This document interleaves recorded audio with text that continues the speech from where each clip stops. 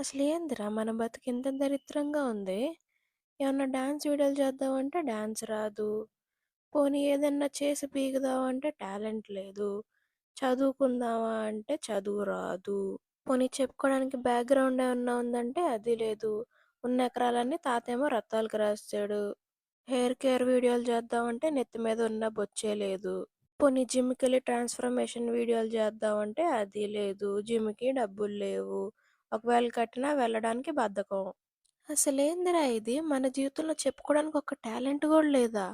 కనీసం మనం పైకి సాధించింది గూడా ఏమీ లేదా? ఎంత బుర్ర చించుకున్నా మనలో ఉన్న టాలెంటే బయటికి రావట్లేదే.